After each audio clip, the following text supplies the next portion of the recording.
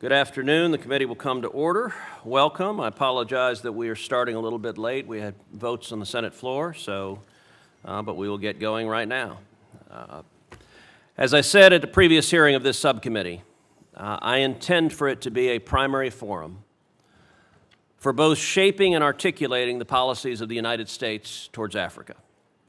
I believe that China is a global threat that must be confronted globally. And that means region by region, territory by territory, and nation by nation. The challenges posed by China and Africa are vast. However, there are also immense opportunities for advancing America's national security interests. Today's hearing focuses on China's dominance of critical minerals in Africa and on the importance of strengthening U.S.-Africa partnerships to secure the United States supply chain of critical minerals. We face acute threats to those supply chains, and there are enormous opportunities for American businesses to flourish in Africa. For years, the Chinese Communist Party has been working systematically to dominate Africa's critical mineral sector. China is pouring billions into its Belt and Road Initiative. It uses infrastructure loans to trap African nations in debt and then leverages that debt to secure mining rights, as it does in so many other contexts to advance Chinese interests. China has gained control over cobalt, lithium, and other rare earth minerals in countries like the Democratic Republic of Congo, Tanzania, and Zimbabwe. The CCP's activities have enabled China to attain a dominant global role in the processing and refinement of critical minerals and to dramatically influence global supply chains, availability, and prices. Today, China refines more than 70% of the world's cobalt and controls a vast share of rare earth processing. That should alarm every American because it means the economy, the energy transition, and even the defense supply chains depend on the Chinese Communist Party. The United States relies heavily on China to refine critical minerals, even those that originate in Africa. It is a glaring, persistent, and acute national security threat. No doubt, wherever possible, we should be seeking to onshore our critical minerals supply chain. In my home state of Texas, there are bold initiatives taking place to ensure that for certain minerals, the entire chain is in the United States, from mining through manufacturing. Those projects are ongoing and will expand significantly, but it would be reckless not to simultaneously seek partners abroad to build reliable supply chains, including and especially in Africa. Under the Trump administration, and thanks to President Trump's leadership, that is exactly what the United States is doing, and that will be the focus of this hearing. Creating opportunities for American companies to enter the African market and to build lasting partnerships is essential to shaping a more secure future in Africa. The extraction, processing and refining, and manufacturing of critical minerals is complex, but it is also an opportunity to shape U.S. and to reshape U.S.-Africa relations from aid-based to investment-led engagement. One of our most promising opportunities is the Lobito Corridor, which has emerged as a strategic alternative to China's Belt and Road. Minerals and security are directly linked to the U.S. national interest. In the DRC and Rwanda, tensions over mineral-rich regions have fueled regional instability for decades. The upcoming peace agreement and the new regional economic integration framework presents a rare opportunity to achieve stability while securing access to strategic resources. But if we fail to act now, China will be able to shut the United States out of Africa entirely. That is unacceptable. The administration is pursuing an emerging commercial diplomatic strategy. We are providing tools and demonstrating to our African partners that America is a reliable partner. U.S. businesses should be integrated into the strategy and work in tandem with commercial advocacy. I look forward to hearing today's witnesses, the Honorable Jonathan Pratt and Scott Woodard, testify on this important issue. And with that, I now recognize Ranking Member Booker for his opening statement. I'm really grateful to the chairman for working together and leading this committee. To the two gentlemen before me, I just want to say you all have had long careers of dedicated public service. You are patriots in every sense of the word. I'm grateful for how you've dedicated not only your lives, but obviously your family has made quite a commitment to this country as well. It's great to have you here today. I am just very eager to have this conversation with two folks who are career folks, not involved in politics, because we should really be talking about the urgencies that the chairman just spoke to. You know, critical minerals are really the building block of the 21st century as we are screaming to a new age, from smartphones to semiconductors to electric vehicle batteries, renewable energy technologies. These resources are really going to be the central source that's going to drive economic growth and innovations that many of us here in this room can't even imagine that are going to come. It also is critical for helping to lower costs for people in the United States and around the world. We need to make sure we have a policy and a strategy. It's also very vital for our military readiness and our industrial competitiveness. But as my colleague has said, China has not only expanded its foreign sourcing of critical minerals, it has also developed a near monopoly in the processing and refinement of critical minerals, enabling it to exert influence over global supply chains, availability, and pricing. We are in a crisis, and not enough people recognize the crisis that we're in. It demands action. We know the strategic importance of these materials, but I believe the United States is trailing behind in this global competition and not exercising its strength, power, and focus. As a result, I believe we must develop a comprehensive U.S. strategy on critical minerals that reflects our values, protects our interests and supply chains, strengthens our partnerships, and reduces barriers for investment. Building U.S.-Africa partnerships when it comes to critical minerals is key for a common-sense, pragmatic strategy. And there is abundant opportunity to do so. Having traveled around the continent, I see how those countries, so many of them are more inclined to work with us, partner with us, because of our values, because of our ideals. They do not want to partner with China. But when we create a vacuum, China rushes to fill it.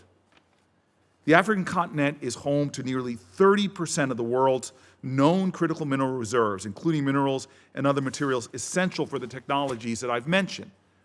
But our posture in the continent right now is far from where it needs to be. First and foremost, we need to do a much better job in deepening those partnerships, building the trust, grounded in mutual respect, democratic values, and long-term opportunity for them and us to strengthen joint security and mutual prosperity. We need to do that in a way that makes the United States their partner of choice. It already is, but we have to make that bridge, that avenue open. We need to provide an alternative to China and Russia, who are moving so aggressively to secure access, influence, without regard to the governments or communities that are impacted. My frustration with the Trump administration, having talked to so many members, is that they clearly do not have a strategy. But what's worse is they are undermining the progress that we have made on this committee in a bipartisan way in trying to deal with this urgency. I've heard the urgency of commercial diplomacy from the Trump administration folks who have sat in hearings. I believe in commercial diplomacy. I've seen the power of it firsthand in my visits to the continent. But commercial diplomacy without a larger strategic plan, without proper funding, staffing, and programming doesn't do much. It sounds like nice rhetoric, but it doesn't offer real change, is what we need right now in this crisis. The State Department has implemented changes, though, that have also undercut our competitiveness when it comes to strengthening relationships and securing supply chains. Let me give you some examples. The Trump administration has proposed a 76% cut to the Millennium Challenge Corporation, again, bipartisan support, one of our most valuable tools to support critical infrastructure throughout Africa. including developing mineral supply chains. My colleague rightfully talked about the importance of the Libido corridor. Well, while Congress reviews the proposal, the Trump administration went ahead and terminated the MCC compact with Zambia. This compact was directly linked to our joint efforts along the Libido corridor, a project designed to create the first westward-facing critical mineral supply chain in Africa. That is unconscionable. The administration has not continued Prosper Africa. I've talked to the chairman of this committee who is committed to that.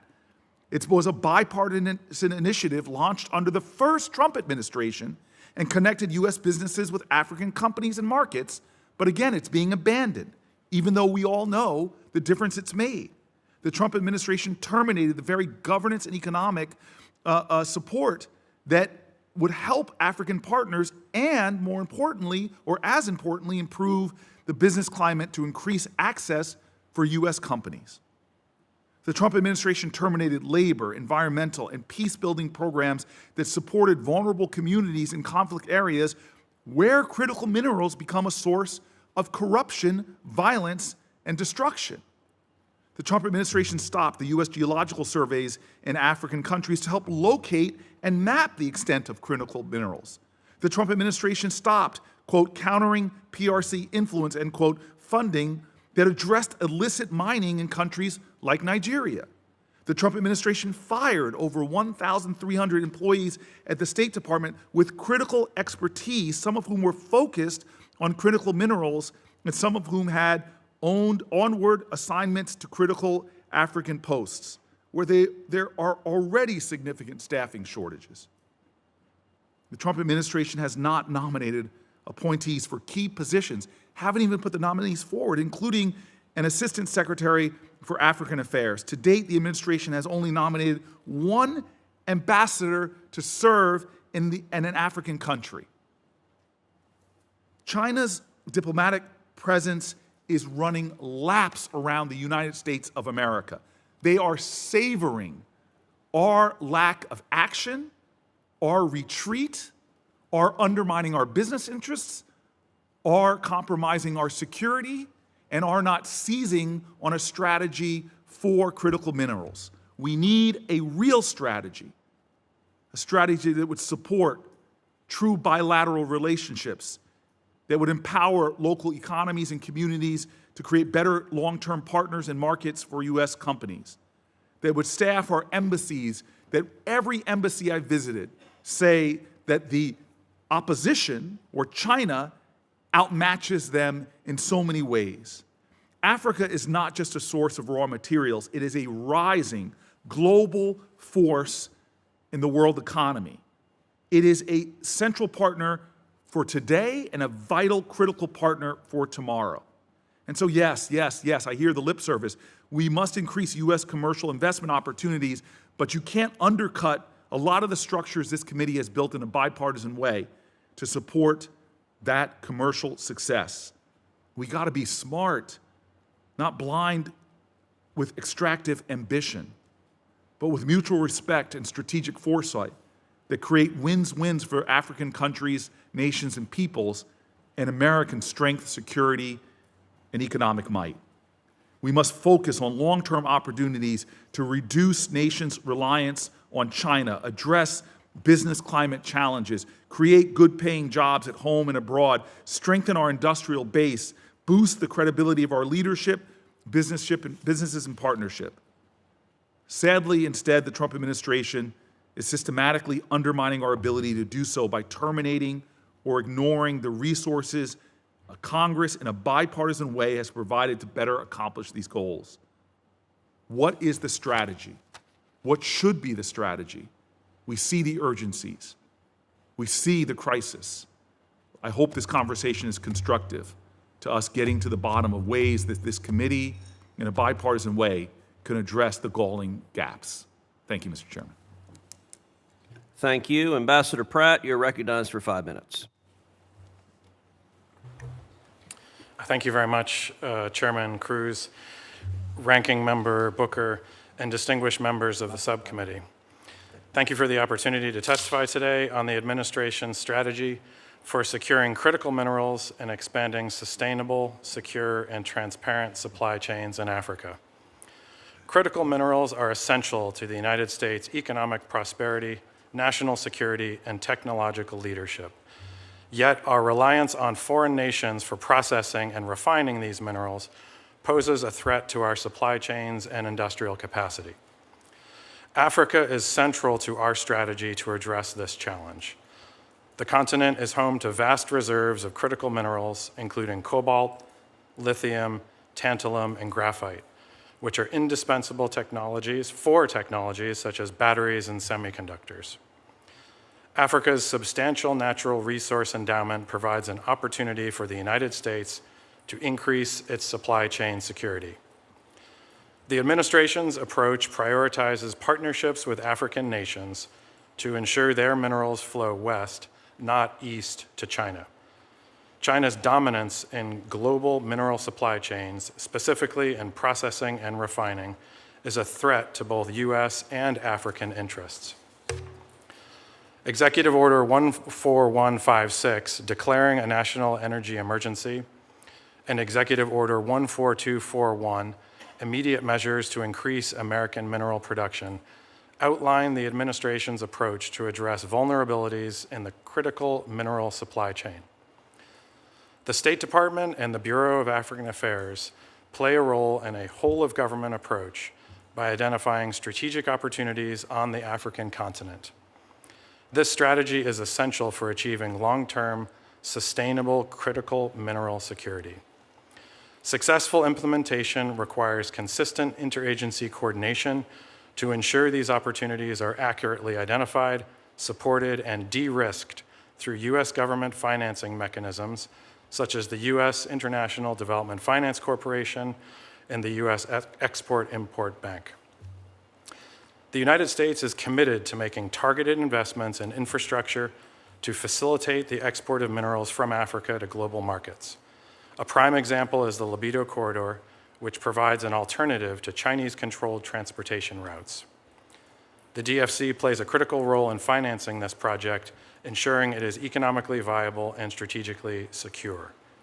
We urge Congress to reauthorize the DFC by October. DFC support is essential to making these investments financially viable for U.S. companies in Africa. These projects not only secure mineral supply chains, but also foster economic growth and regional stability in Africa. The Bureau of African Affairs is working to create the conditions for investment in Africa's mining sector. Following the U.S.-brokered peace agreement between the Democratic Republic of the Congo and Rwanda, we created an economic framework for increased U.S. private sector investment in the DRC's critical mineral sector. Last year, the DRC produced nearly 76% of the world's cobalt, most of which was exported to China because Chinese firms own or have stakes in 15 of the DRC's 19 major copper cobalt mines and account for 3/4 of global cobalt refining capacity. Africa's critical minerals are not just a resource. By investing in infrastructure, fostering private sector growth, and in advancing regional stability, we can build a future of shared prosperity. The administration is committed to this vision and to ensuring that the United States remains a trusted partner in Africa's growth and progress. Thank you for your consideration, and I welcome your questions. Thank you, Mr. Woodard. You're recognized for 5 minutes. Chairman Cruz, Ranking Member Booker, distinguished members of the subcommittee, thank you for giving me the opportunity to testify today on the administration's approach to securing critical mineral supply chains, including the role African states can play in enhancing the security of these supply chains for the United States. Simply put, we face a two-pronged challenge. To achieve the reindustrialization of the United States that this administration has put at the center of its economic policy, we need to encourage more mining and more processing of the critical materials that form the backbone of any modern, prosperous economy. Second, we need to diversify the supply chains of these materials away from China. China has gone to great lengths to dominate key parts of these supply chains, making it imperative that we do more to reduce the threat to U.S. security and prosperity.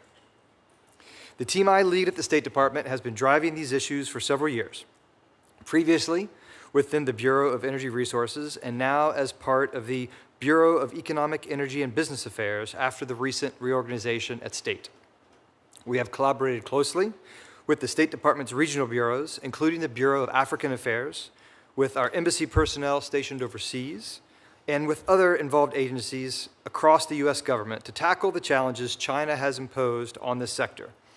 We have worked to identify and marshal support for projects across the globe that help our supply chains of these minerals and ensure that American producers and consumers have the supplies they require.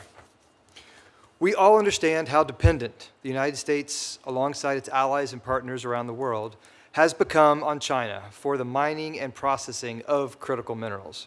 That dependence exposes our national security, our industries, and ultimately our consumers to the effects of economic coercion and supply chain disruptions that China has proven all too willing to exploit.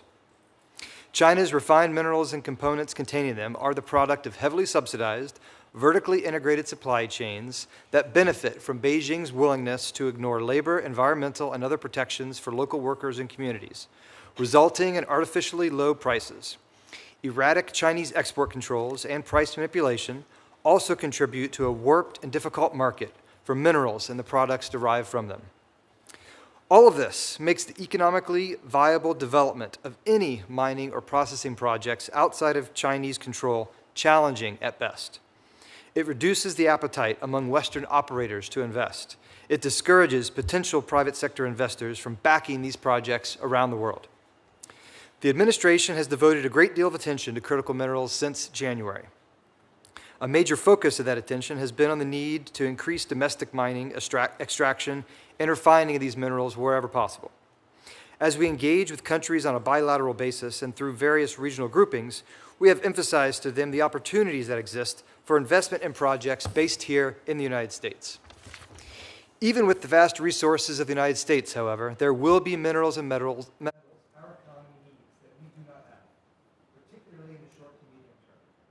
The President's executive orders recognize the importance of working with like-minded allies and others, another important element of my team's work. Our embassies and personnel on the ground in these countries serve as a valuable resource for American companies looking to invest and participate in these projects overseas and bring these minerals back to the United States. Our embassies connect them with key officials in the host country governments and help them navigate business environments that can be very difficult. We often find these foreign governments are eager to work with American companies. These foreign governments want non-Chinese options. We work to facilitate conversations between critical minerals project operators and potential sources of finance, including the Export-Import Bank, the International Development Finance Corporation, and a range of private sector financial institutions. We have also approached these challenges from a regional perspective, including through such groupings as the Quad, joining with Australia, India, and Japan to support projects that will meet our shared needs. Africa is central to our efforts due to its vast mineral reserves, and my team has worked side by side with our colleagues in the African Affairs Bureau in pursuit of projects that will benefit our own supply chains and support the administration's approach of building up trade with our African partners rather than leaving them shackled to dependence on aid. Supporting these projects, building up these supply chains, and investing our time and effort into these relationships will benefit us all and bring greater security and prosperity to the United States. Thank you for your attention, and I look forward to discussing these efforts more with the subcommittee. Thank you, gentlemen. Ambassador Pratt, the Chinese Communist Party takes a whole-of-government and, frankly, whole-of-nation approach to advancing its national security interests. They use every tool they have, diplomacy, state-backed financing, state-owned enterprises, and even military leverage to gain control over critical minerals, especially in Africa, where some of the richest minerals are found. It is in the vital national security interest of the United States to ensure open and competitive access to critical minerals and materials. Our dependence on China for critical minerals is quite simply dangerous. Critical minerals power our defense, technology, space, and energy sectors. To put it bluntly, an F-35 requires about 900 pounds of rare earth elements, and a Virginia-class submarine needs over 9,000 pounds. Yet to meet these needs, we're forced to rely on China. That's completely unacceptable. The CCP has spent years deliberately building control over global critical mineral supply chains. Today, they control major mining operations across the Democratic Republic of Congo and much of the continent. That's not just investment, it's control, it's dominance, and it comes at the expense of our African partners while harming U.S. national interests. Ambassador Pratt, can you talk a bit about how China has been able to outmaneuver the United States in securing critical minerals with a breakdown by region in Africa? Thank you very much, Senator. I agree completely with the premise for your question. China has engaged in behavior that is corrupt, number one, with a lot of bribes and payoffs to secure agreements that favor their own companies. And they've also taken advantage of unfair labor practices to their own advantage, while also engaging in monopolistic behavior that has manipulated prices to the disadvantage of American companies. We have pursued a strategy of trying to break down this monopolistic behavior, especially in the Democratic Republic of the Congo, by taking advantage of the peace agreement that we negotiated over the last few months and ensuring that there was an economic element to it and that we would be able to deliver for U.S. companies in the DRC, specific to the critical minerals that you mentioned. Across the continent, you were briefed by my colleague Troy Futrell last month about our commercial strategy. We are adding to that our critical minerals strategy to ensure that U.S. companies have the access that they need in West Africa, Central Africa, East and South Africa. And we want to use mechanisms that exist like the DFC to achieve this, but mainly by getting in with the heads of state and ensuring that U.S. companies who have requested our assistance get the assistance that they deserve. So moving on to you, Mr. Woodard. As I alluded earlier, China's control over critical mineral supply chains has affected our national security posture on a global scale. We all saw this play out during the COVID-19 pandemic. It was a wake-up call to Americans realizing how much our economy is intertwined with China's in ways that many had not seen before. The CCP knows this, and they've spent decades securing control over global critical mineral supply chains as part of their broader civil-military fusion strategy to threaten our security interests. Please briefly describe the scope of China's critical mineral dominance, from extraction to refining to downstream production, and how that poses strategic risks to the U.S. economy and military. Thank you, Senator, and your question really gets at the heart of the matter for sure. So China has spent a lot of time and effort and resources to lock down key supply chains, particularly the processing part of the supply chain in many minerals. So in some cases, graphite, for example, it's nearly 100% of the global supply will come through China at some point to be processed. And people unfamiliar with this may not recognize how close to home some of this can hit. So for example, if you look at cobalt, China has spent a lot of effort overproducing cobalt, and that has damaged mining projects here in the United States. In Idaho, for example, there are some mines in Idaho that can't operate because the price is too low, and that is a clear and direct result of Chinese monopolies in the DRC overproducing, damaging our people here in the United States. And this is another example of why we need to engage in Africa to thwart what China is trying to do and engage there with our embassies and personnel. So to both of you, what can and should be done about this? How can we take back control of critical minerals throughout the supply chain?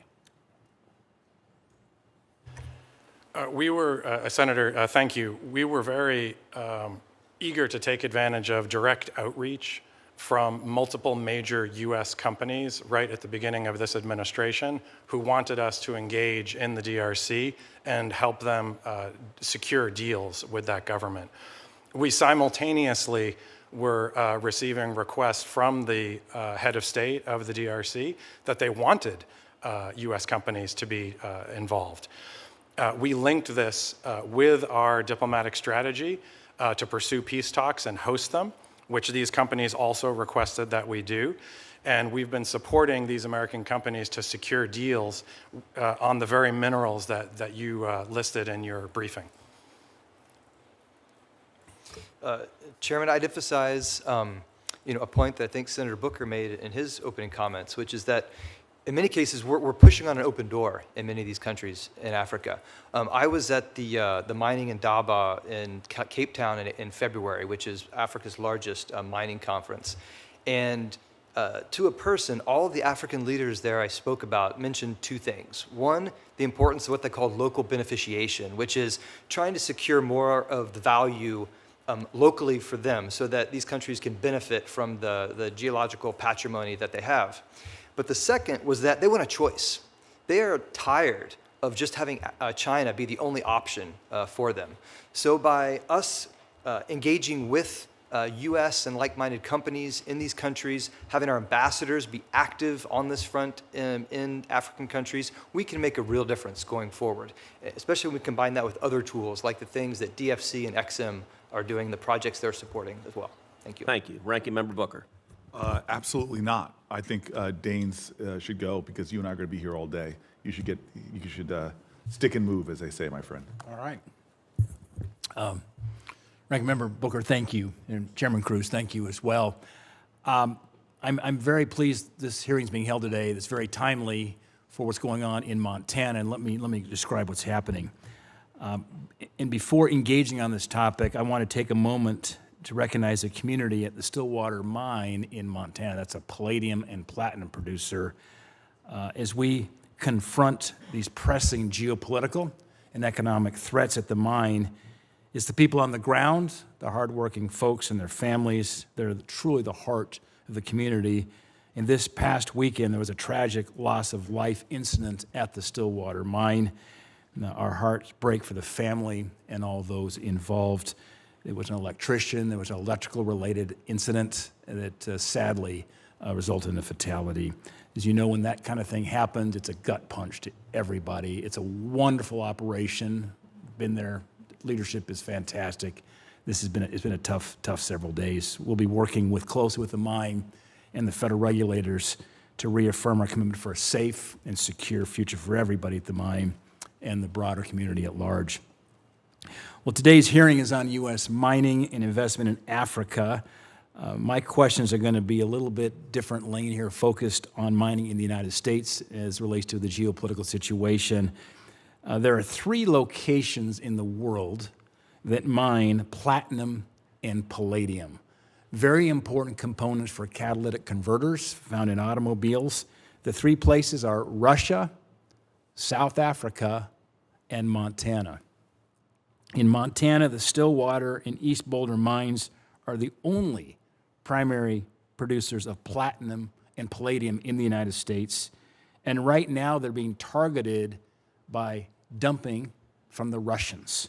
For over a year, Russia has been dumping palladium on the market to drive down prices in hopes of closing the mines in Montana and making the United States dependent on Russians for this critical mineral. The irony behind all this is they're dumping palladium in the United States, driving the price down.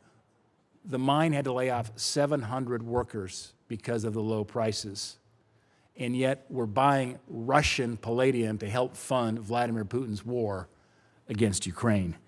If we don't act soon, this crisis is only going to grow greater, and we're going to see the reality then, a new reality, a sad reality of dependence on Russia for palladium instead of a Montana mine.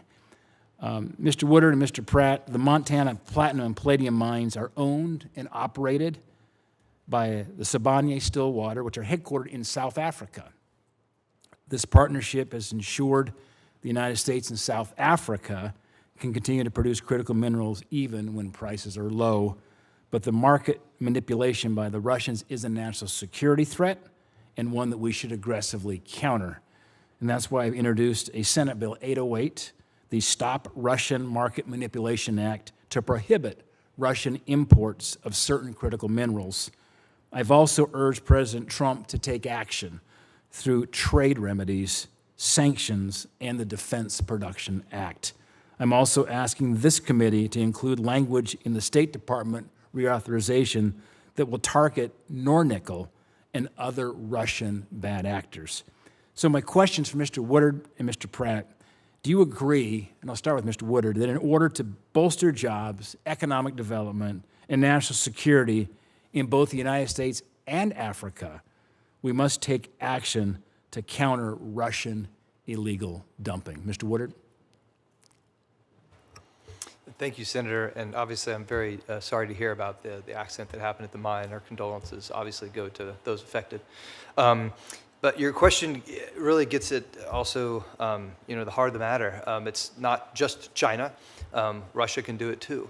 And I think the Russians learned from what the Chinese have been doing, perhaps, on this front. When you have markets that are relatively small, like the markets are for these minerals and metals, they are subject to manipulation. And I think governments do have to pay very, very close attention to what's going on in these markets. So we've seen this administration emphasize things like emphasizing reforms that will make mining and processing easier in the United States, which could open up possibilities for greater investment, which would strengthen the capital foundation of some of these projects and allow them to compete a bit better. You've also seen at least the start of strategies like, for example, was recently announced regarding rare earths with Mountain Pass, which is a floor price, is another option that maybe the administration can consider or has considered and may consider going forward to address some of these problems. Because, you're right, these markets are able to be manipulated by malicious actors, as you pointed out. Thank you. Ambassador Pratt. I also offer my condolences to the families of the company involved. It was a terrible accident. I agree 100% with the question that we need to find ways to break monopolistic behavior. What we've pursued on the continent is a number of agreements for U.S. companies, but also with countries that have rare earths, including in South Africa, to ensure that we have the feedstock that we need and that it flows toward the United States, not toward China. We're working on several arrangements in West Africa right now as well. And so my piece of this coming from the Africa Bureau is to very much focus on what we can achieve with Africa in the near and medium term to get the minerals that we need while we're developing our own domestic capacity for mining and refining. Thank you. I'm out of time here, and Senator Booker's graciously allowed me to go in front of him, but let me just make one final point before I conclude.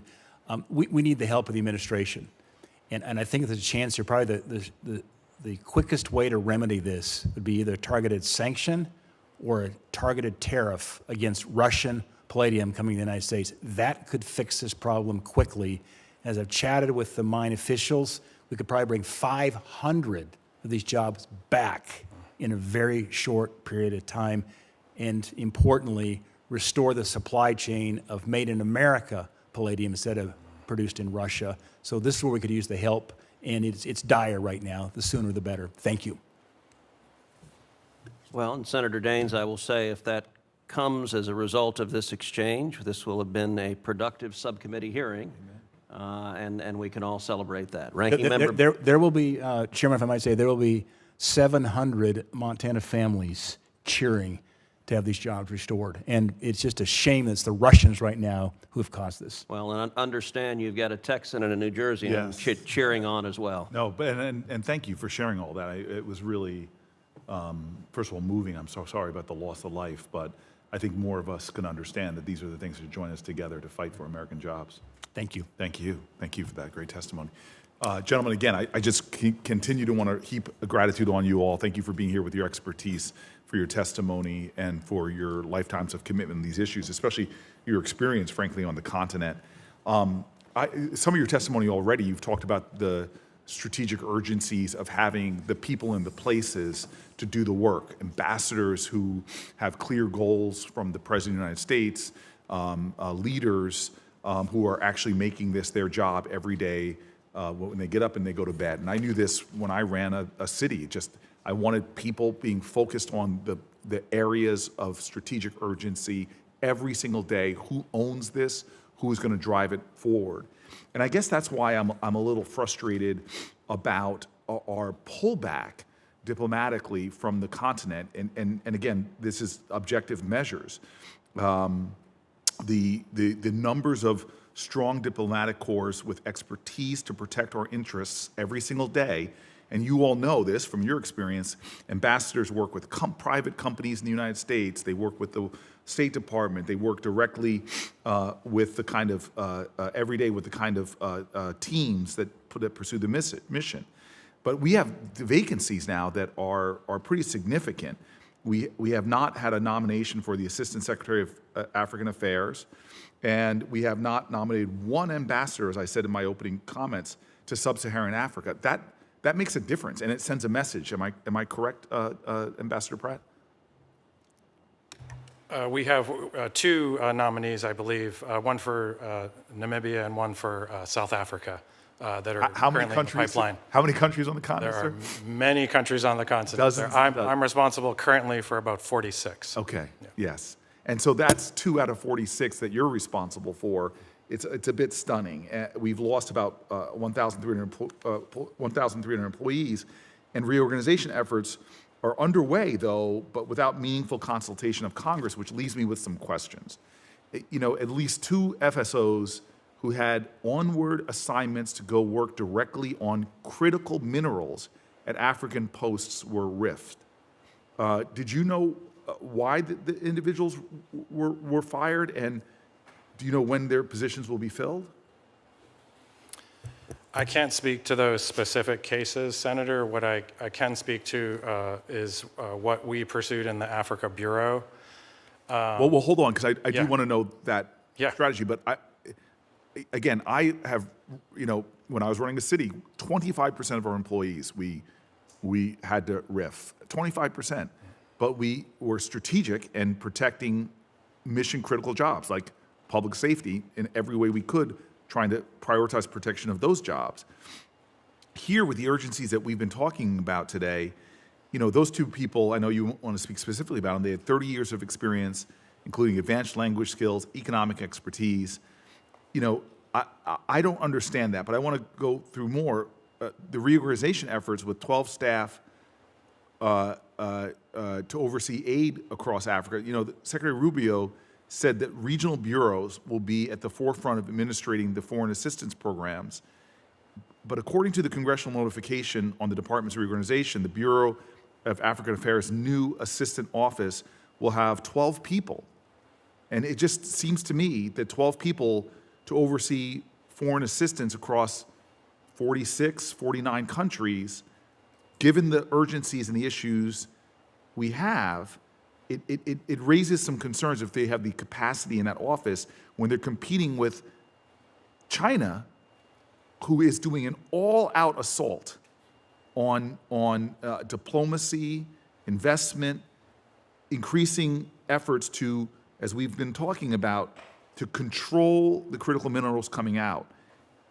Couldn't we use more staff, more people focused on this? Thank you for the question, Senator. I'm also very concerned about staffing, as you can imagine. I was previously in the number 2 slot in the Africa Bureau during the so-called reorg process, and now I'm the senior bureau official. I worked very hard with my team to protect what we have in the Africa Bureau. I'm pleased to report that in the Africa Bureau, we had 0 rifts. We presented a lot of data at the beginning of the process to demonstrate how understaffed the Africa Bureau has been historically, going back decades. And we compared ourselves to other bureaus, other regional bureaus in particular, our staffing relative to theirs and how many we support domestically compared to overseas. And that data was very compelling, and I'm pleased to say that we got a result that we were pleased with in terms of the staffing we were able to retain. I'd also like to add that we are able to add an office, which is the assistance office that you mentioned. We were able to convert a security assistance office into our broader assistance office. So we retained some staff, all of the staff that were in that office, and added the staff that you mentioned. And now we have the challenge of how we will oversee the assistance in Africa that we will be given and the various projects that will emerge. And we're in a live conversation with the Foreign Assistance Bureau on how we will achieve that. And so we're very much building this plane as we fly, but I think we're up to the challenge, and I'm really proud that we retained our staff to be able to do that. Okay. We also created a commercial office because we want to focus very heavily on our commercial strategy, critical minerals being a piece of that, and that's a strategy that we're also currently working on. So I'm excited about how we've used our staff to focus on our top priorities on the continent. Well, I appreciate you noting, though, that staffing is still a concern of yours. We're going to get back to conversation, I hope, but I to my right is one of the giants of the Senate, and I want to defer to her. Ranking Member Shaheen. Thank you very much, Chairman and Ranking Member Booker, for holding this hearing. Thank you to the witnesses for being here. I'm not sure whether I want to be a giant of the Senate. Does that mean tall or wide? I don't know. It means Anyway. your stature is extraordinary. Today, Senator Curtis and I introduced bipartisan legislation that would authorize something we're calling the Mineral Security Partnership in an effort to ensure that the State Department is prioritizing diplomatic engagement to develop trusted critical minerals supply chains and lessen our collective dependence on China. I couldn't agree more with what the chair and ranking member have had to say about critical minerals and what we must do to ensure that we have access to those. And we brought a chart here, and you really, sadly, it's not big enough for you all to see all of the fine print and for the audience to see it. But I think the important point is the top line, and that is that China owns most of the mines in production for 5 critical minerals in Africa, and we list those. What you can see is that the pink is China, and there's a lot of it, and we are not competing in the way that we need to with what China's doing. Last week, the Democrats on this committee released a report that highlights China's strategic and quick action that's replacing U.S. investments in Africa after the end of many of our foreign assistance programs. That investigation found that in September of 2024, China pledged up to $50 billion in financing for economic development and infrastructure projects in Africa over the next 3 years. And I know that the chair and I think the ranking member also mentioned the Libido corridor. But China's actively negotiating with the Tanzania-Zambia Rail Authority on China's $1 billion investment in the Tazara Railway. China's investment in this railroad is in direct competition with the U.S. proposed investment in the Libido corridor. Unfortunately, today, the U.S. government has yet to disperse the $553 million U.S. investment for the Libido corridor, and I think Senator Booker talked about the efforts on the Millennium Challenge Corporation and the fact that a lot of those funds have been put on hold. So can either of you speak to why we have not dispersed the funds on the Libido corridor and what we need to do to get that started again? Senator, thank you. Let me just say I share your concern about disbursement, and so we're working very closely with DFC on that. Another key component that I'd like to offer to you, Senator, is ensuring that American companies are able to provide the minerals to that Libido corridor and making sure that the railroad is actually viable commercially. And one of the things that I briefed in a previous question, was our excitement around the multiple U.S. companies that approached us at the beginning of this year asking for our help on the DRC peace process, which, as you know, we became directly involved in. But what was new to this is that we created an economic element, including support for mining companies and how resources would be extracted all over Congo, not just in Eastern Congo where the conflict is. And so we're hoping to see in Eastern Congo a formalization of the minerals that are taken out of there, including coltan. So it's not all just informal sector with a lot of exploitation of labor, but that the minerals in the southern part of the Congo, which I visited in my first tour in the Foreign Service 25 years ago, cobalt, copper, et cetera, are feeding into that libido corridor and making sure that it's commercially viable. So I think that would be positive progress, but how does that deal with the disbursement issue? My understanding, and I won't speak for DFC, I think some of this is probably best directed to DFC. My understanding is that there are benchmarks and it's a sort of a process for reaching the total output and outcomes of the investment. And so I defer to the experts on DFC, but I agree with you totally. We have to stick with this libido investment and the corridor and make sure that that corridor does succeed. It is absolutely critical to our strategy in Central Africa and Africa writ large. Thank you. Mr. Chairman, if I can ask one more question, even though my time is up. I think this one is for you, Deputy Assistant Secretary Woodard. One of the real impediments to U.S. critical mineral partnerships in Africa has been the processing and refinement of critical minerals. An estimated 80% of the rare earth minerals are processed in China, with the majority of African countries who are exporting the shares of those critical minerals to China. So can you give us some idea about how the U.S. is utilizing our partnerships to increase the level of processing and refinement that we would like to have take place in Africa for reach to the United States? Sure, Senator. Thank you very much for the question. I think the question about rare earths is a very important one.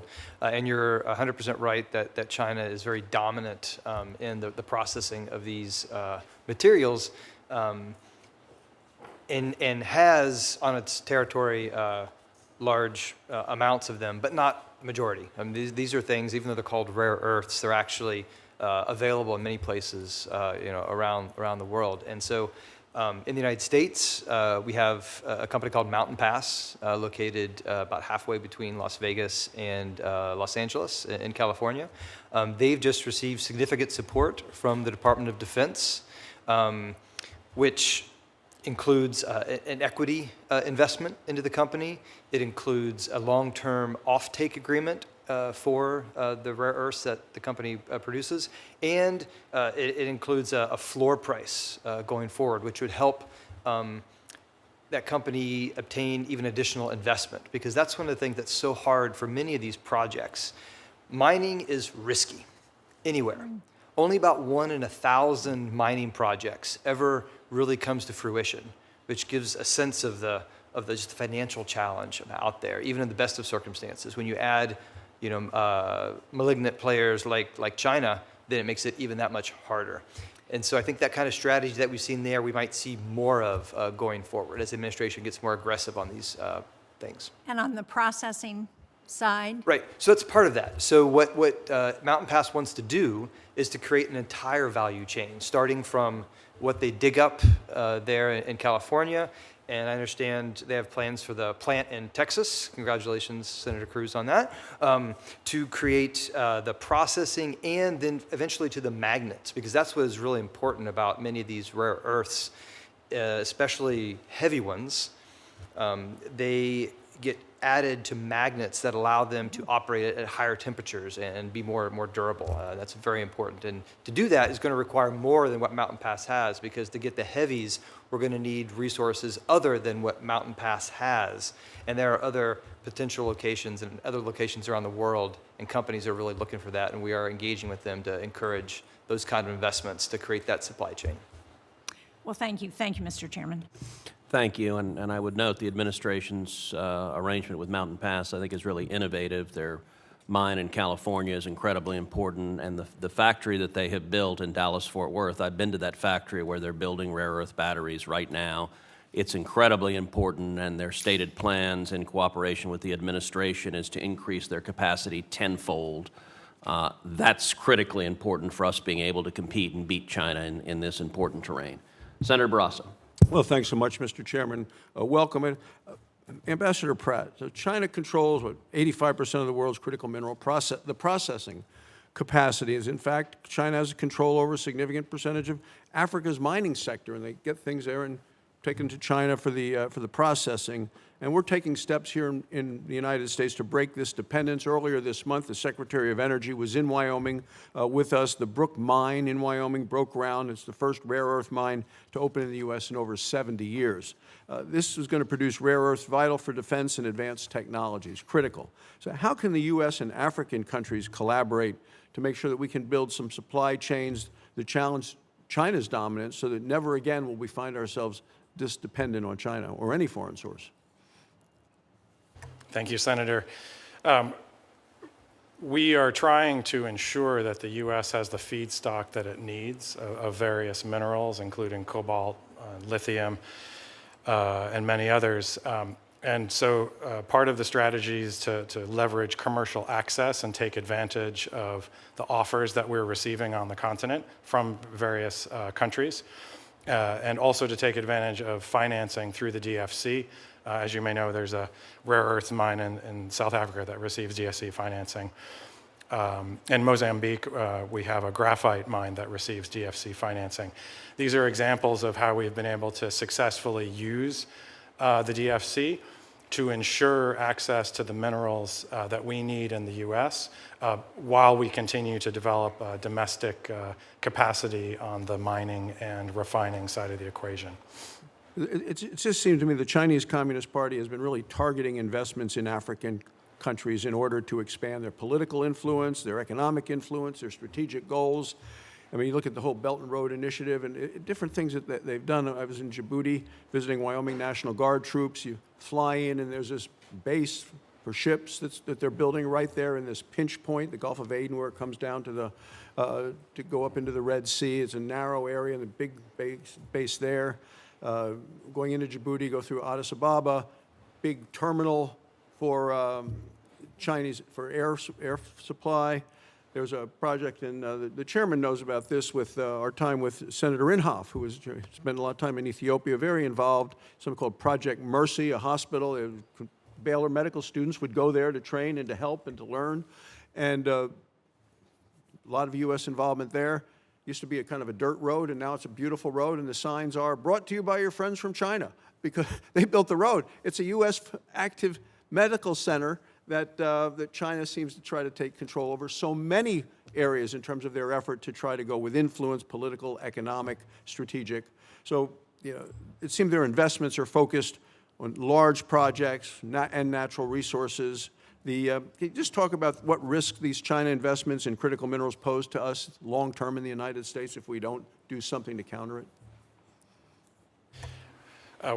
Senator, first I'd like to say thank you for mentioning Djibouti, because I served there as U.S. Ambassador for 2.5 years before this assignment, and spent much of my time advocating to try to receive more U.S. investment. We were working very closely with a U.S. company that had a large energy investment there.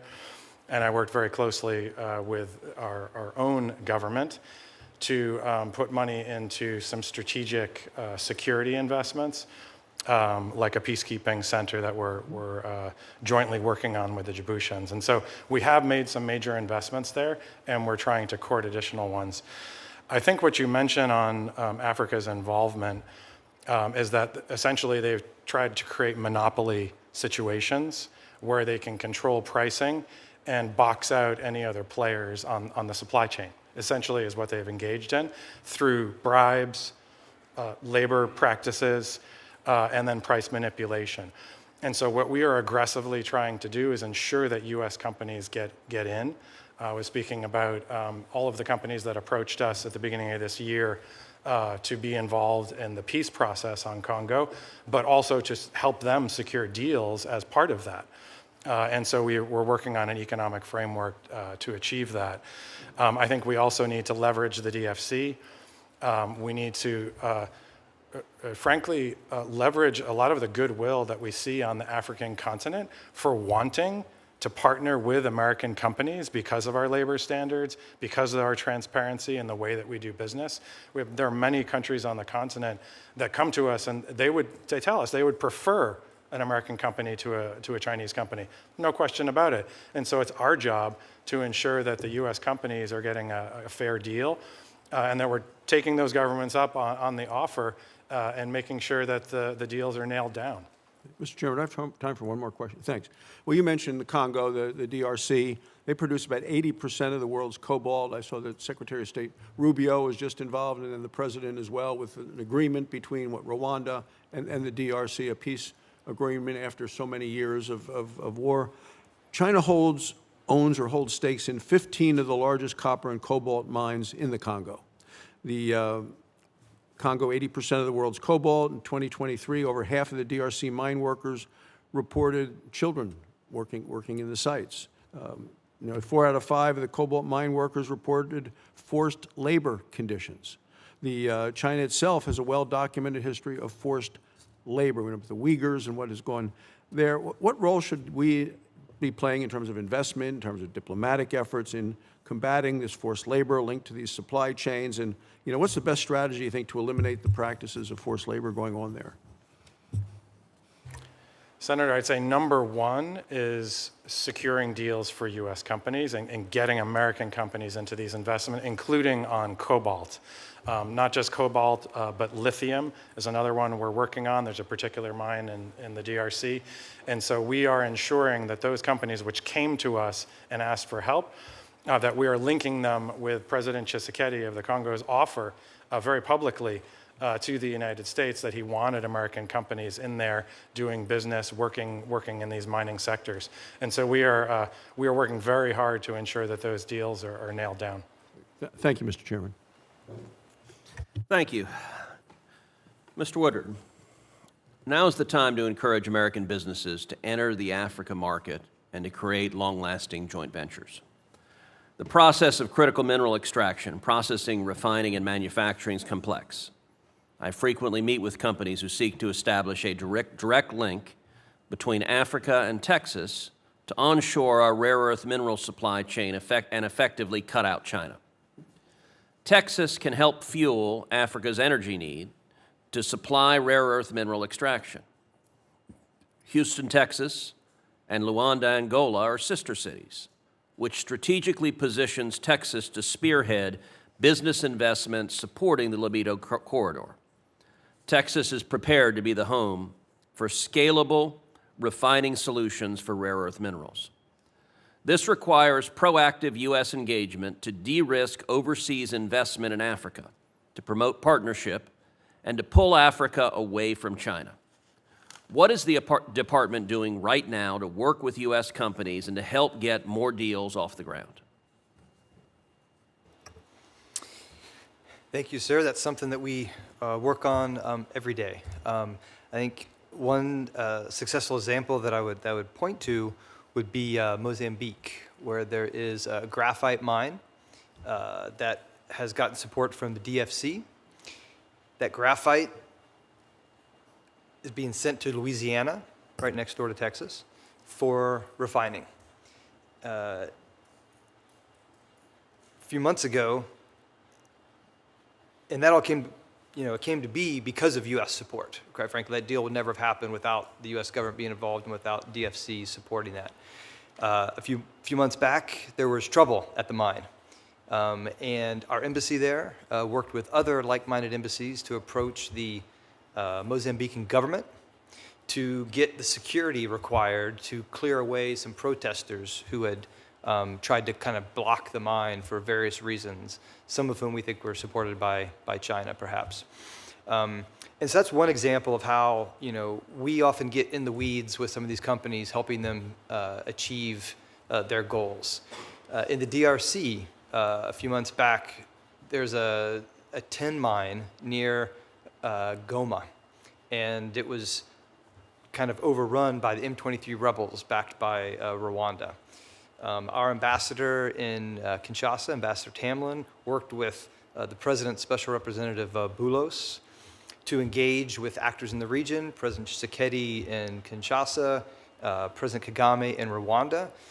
They created the conditions to get the rebels to back off of that tin mine, which was owned by a U.S. outfit at the time, and it produced about 8% of the world's tin supply, which is critical, especially because we don't have tin here in the United States at all. And that's, again, another example of how our diplomats and folks out in the field are engaging right alongside American companies to ensure that we can improve supply chains. We're also working to bring more and more potential deals to our public finance institutions like DFC and XM to try to get them the support they need, because, as we pointed out, these deals are risky. They're very difficult, and they require a lot of work and effort. And DFC and XM are up for reauthorization soon. We hope that Congress will support them in that and allow them to engage more effectively by adopting higher levels of risk, because right now their requirements often prevent them from supporting projects that demonstrate too much risk, but the sector is risky.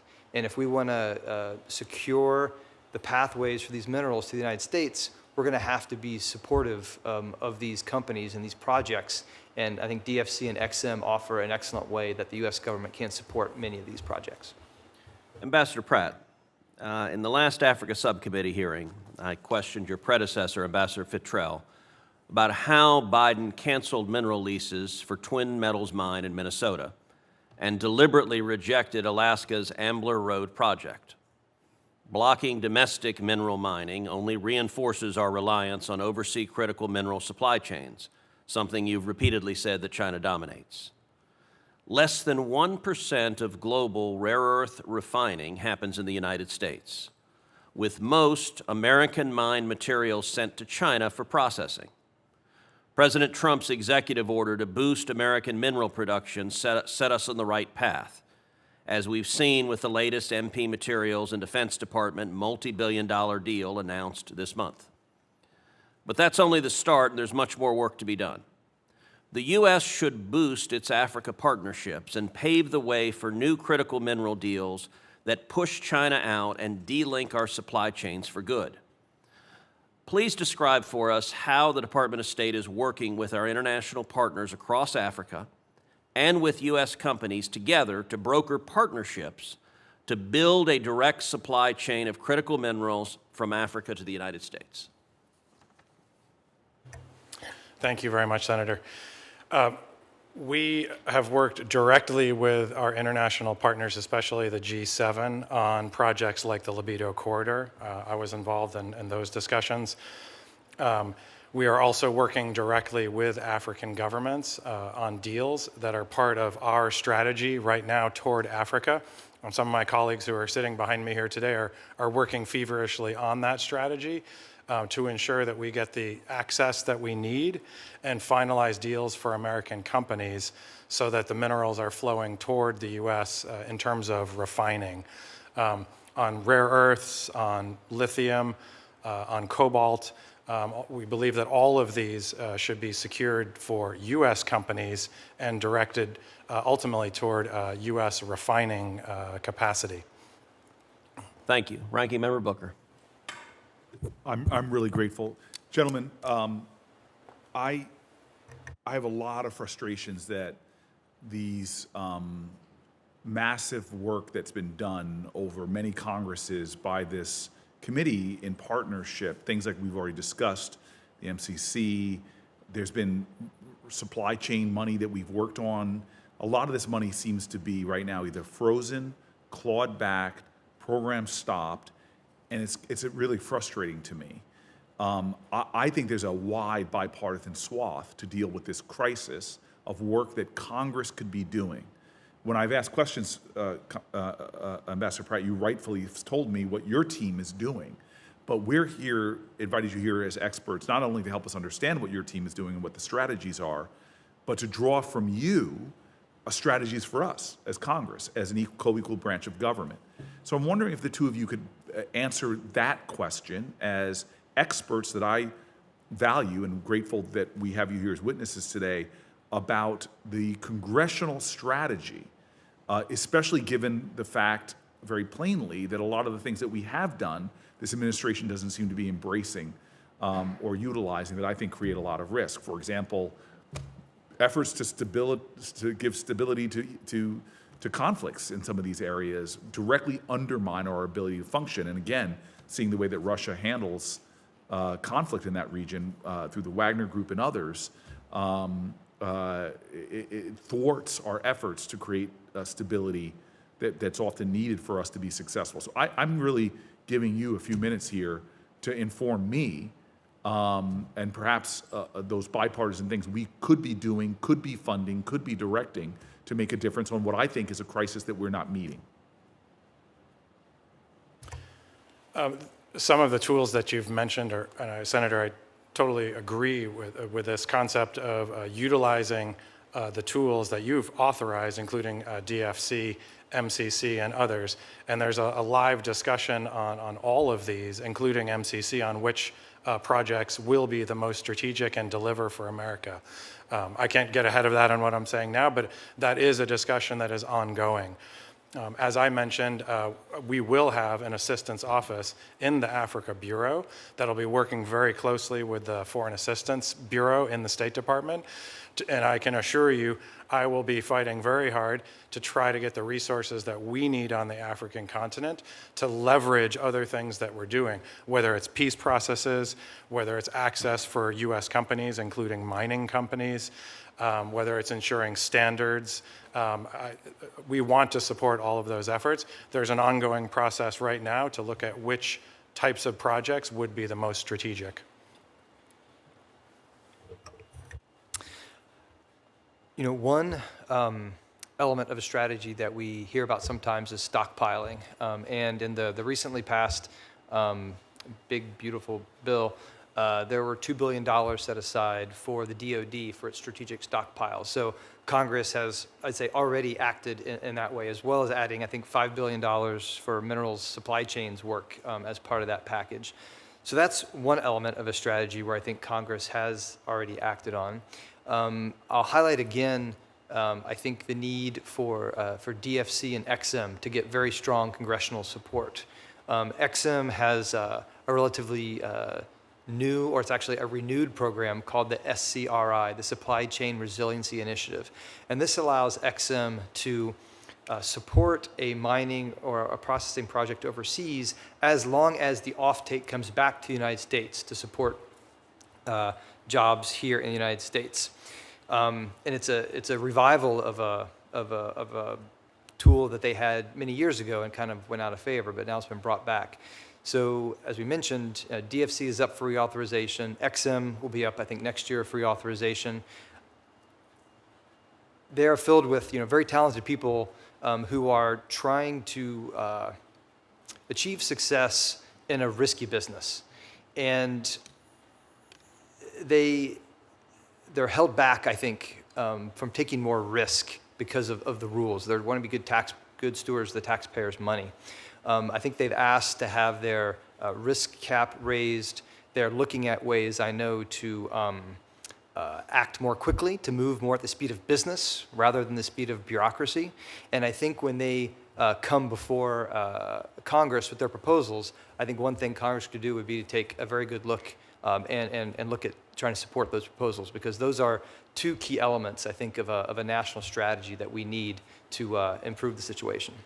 I would, first of all, thank you. That's actually really constructive and really helpful for those reauthorizations, and I know our staffs will follow up, because I think that could be very insightful for some bipartisan work that we can do. So thank you for that.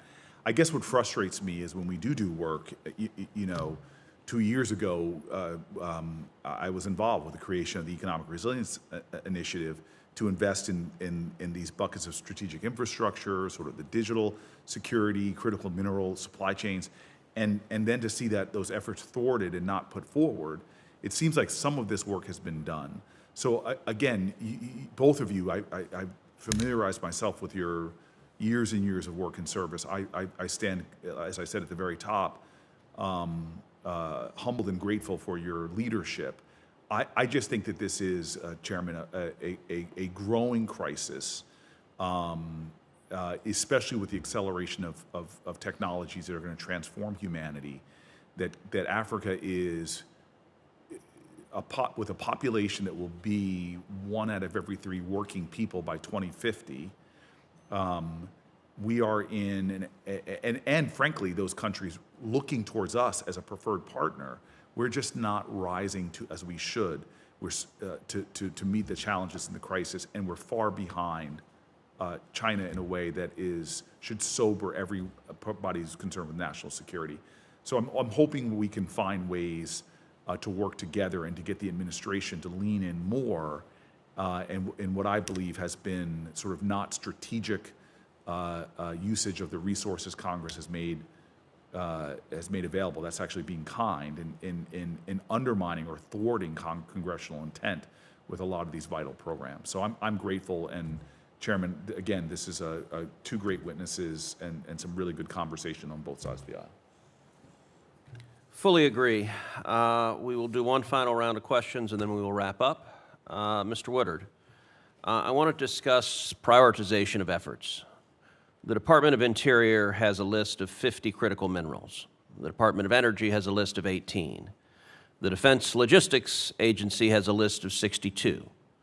When you combine the 3 lists, there are 13 minerals that all 3 consider critical. The existence of different lists makes prioritization for U.S. investment increasingly important. There should be a clear message to the private sector on where the focus should be to establish a unified approach to investing in the critical mineral supply chain.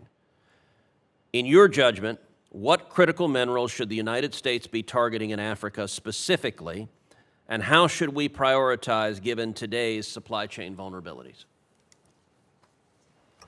Yeah, that's a very helpful question, Senator. When we consider critical minerals, right, as you mentioned, there are so many that you could look at. Figuring out how to categorize them is a challenge. One way that I like to do it is I divide them sometimes into 4 kind of buckets. There's the battery metals like copper, lithium, cobalt, the rare earths that we've talked about, especially things like dysprosium and terbium for permanent magnets. You can create a category of kind of defense industrial needs minerals like antimony. And you can look at something like the low volume processing byproducts, gallium, germanium, scandium, which are a very interesting category because these are not mined directly, but they're acquired as kind of waste byproducts of smelting processes. And in China, for example, by legislation, many smelters have to capture gallium and germanium. It's expensive. It requires an investment to do that. In the West, outside of China, there's no such legal requirement. And so to do that requires some kind of incentive because these are, again, low volume, but very important kinds of things. And so each of these categories that I've kind of depicted here all require sort of slightly different approaches to solve the problem behind them. But all of them are challenges, right?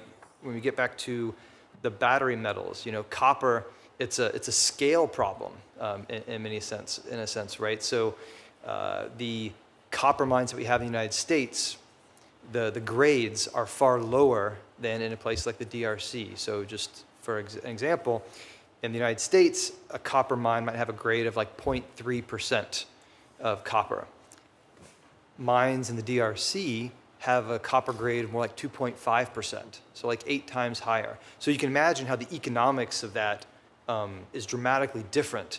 And so each of those requires very different kind of approaches, if you will. So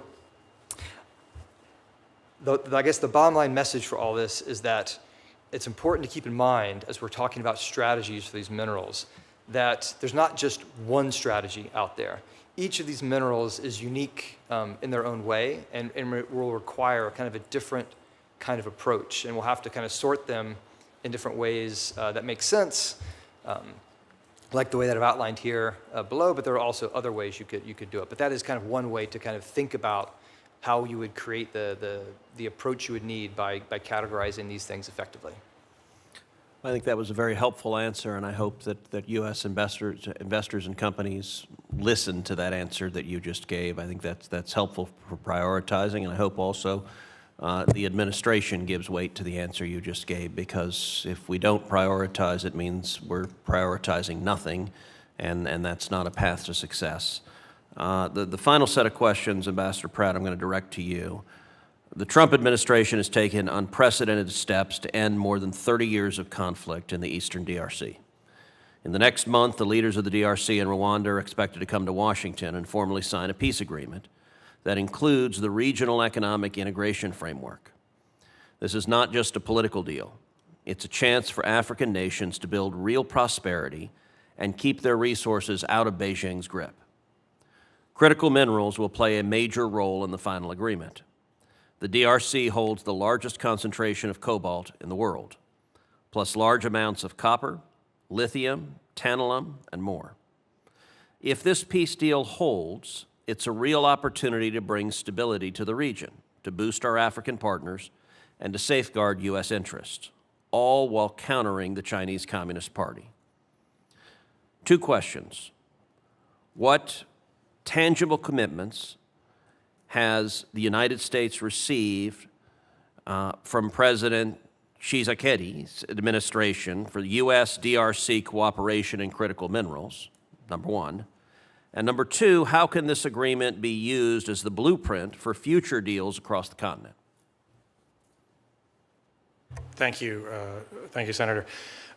We were blessed that at the beginning of this year when the conflict broke out, my colleague mentioned the assault on an area close to a tin mine where a U.S. company was operating.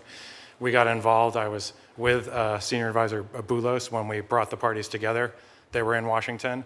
We said, we need to stop this immediately, and that needs to be the first step. And that was where we began this peace process 4 months ago, 5 months ago now.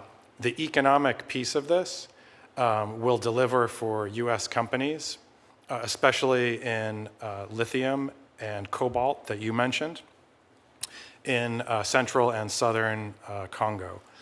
It will also, because those offers have been made and they're in live negotiations with the government of the DRC right now.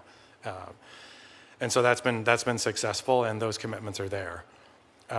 We also are hoping to formalize the coltan sector in eastern Congo so that we can have more involvement of U.S. companies, major U.S. companies that rely on coltan and their products, which right now aren't sourcing from coltan from eastern Congo because they know that it's coming from areas that have completely unacceptable labor standards, and that this is a totally informal sector approach. And so we hope that through this agreement, the countries will live up to their commitments. They have told us that they will, and part of the strategy of getting them to the White House once they're well on the road to implementing this agreement is that they live up to those commitments that they've made to us, including on formalization of the coltan sector in eastern Congo. Thank you. That's helpful. Ranking Member Booker. I'm done. Very good. Then I want to thank the witnesses for your testimony.